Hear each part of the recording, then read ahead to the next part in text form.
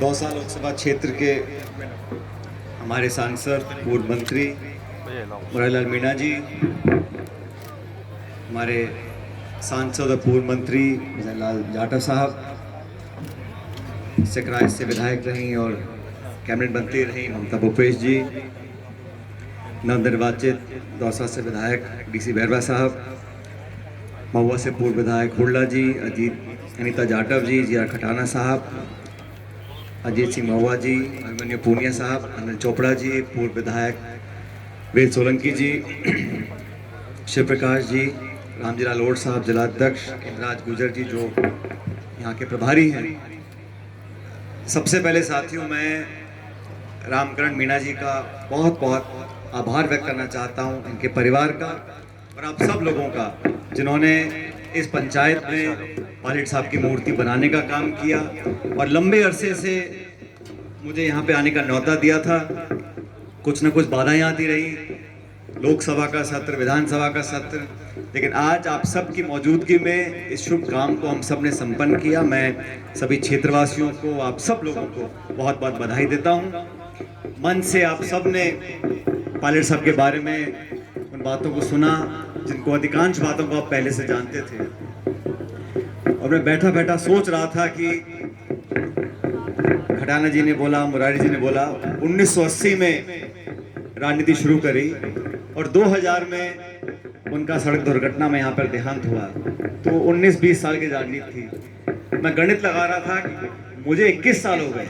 मैं 2004 में आप लोगों ने मुझे सांसद बनाया था और 25 हो गया, तो मेरी राजनीति उनसे लंबी हो गई। लेकिन जो कुछ वो अपने कार्यकाल में, अपनी राजनीति में एक छाप छोड़ गए थे, वो पद से उसको आंक नहीं सकते।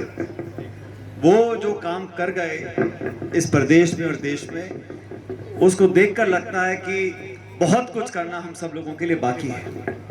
अभी मेरे युवा साथी अभिमन्यु पूनिया जी, ये हनुमानगढ़ जिले से आते हैं, इनकी भाषा देख के समझ गए होंगे आप कि ये बॉर्डर के आसपास के हैं, और ये कह रहे थे कि नौजवानों के घोड़े ढीले हो जाते हैं टिकट मांगते मांगते। अब ये एमएलए बन गए हैं, पहले एनएसयूआई के अध्यक्ष चुनकर गए, यूथ कांग्रेस अध्यक्ष चुने, अब जनता ने इनको 40-45 हजार से मार्जिन से जिताकर विधायक भेजा है। अब ये विपक्षी राजनीति कर रहे हैं और सरकार के घोड़े ढीले कर रखे हैं। अभी रोजगार देने के लिए इन्होंने मेला लगाया था, और इनका समर्थन करने के लिए जो जो मंच में यहाँ लोग बैठे हैं, ममता जी का क्षेत्र है, लेकिन ये पंचायत ऐसी है कि पहले मुरारी जी का क्षेत्र रहा, दौसा विधानसभा क्षेत्र में था, आज महुआ में है, अब फिर परिसीमन हो रहा है, पता नहीं यहाँ जाएगा वहाँ जाएगा। लेकिन ये पंचायत, ये पूरा क्षेत्र, ये जिला, यहाँ के सब लोग और हर बिरादरी, हर कौम के लोगों ने हमेशा यहाँ पर एकजुटता की एक पहल करी है, एक उदाहरण स्थापित किया है कि कैसे हर समाज के, हर जाति बिरादरी के लोगों को मान सम्मान देकर, जबरदस्ती मजबूरी में कोई साथ रहे अलग बात है, लेकिन मन से, अपनी इच्छा से एक दूसरे को आदर सम्मान देने के साथ हम साथ रहें, ये दौसा जिले ने हर समय दिखाया है। यहाँ के लोगों ने अच्छे समय में, बुरे समय में एक दूसरे का साथ दिया, और आप लोगों ने पिछले 40-45 सालों से जो आशीर्वाद हम लोगों को दिया है, उसका मैं हमेशा कायल रहूंगा। दोस्तों, लंबा भाषण मैं नहीं देना चाहता हूँ, लेकिन सारी बातें पूर्व वक्ताओं ने बोली हैं। हम सब लोग जो राजनीति में हैं, कभी सत्ता होती है, कभी विपक्ष में होते हैं, चुनाव हारते हैं, जीतते हैं, लेकिन मुझे लगता है कि राजनीति में लक्ष्य अपना बदलना नहीं चाहिए। जब सत्ता में होते हैं, संसाधन ज्यादा होते हैं, अधिकारी है, प्रशासन है, हम बहुत से विकास के काम आसानी से करा सकते हैं।